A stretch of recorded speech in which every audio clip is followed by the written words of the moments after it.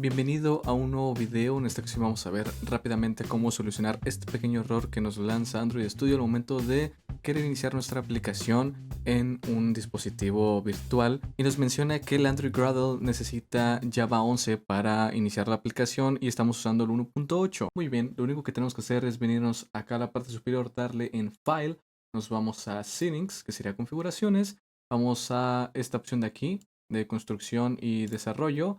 Después nos vamos a esta primera opción también, la abrimos y finalmente dentro de este Gradle es donde en esta parte, Gradle JDK, vamos a darle clic y seleccionar la versión número 11. En el caso de que no te aparezca esta versión, bueno, tendrás que ir abajo en la parte de la descripción, te dejo un enlace donde puedes descargar el JDK, la versión 11. Vamos a darle aplicar, le damos OK y vamos a minimizar esto. Y si te ha salido este error, probablemente también te salga este en el Android Manifest. Es que le damos aquí al Activity, después al foquito para que ponga que es true, ¿ok?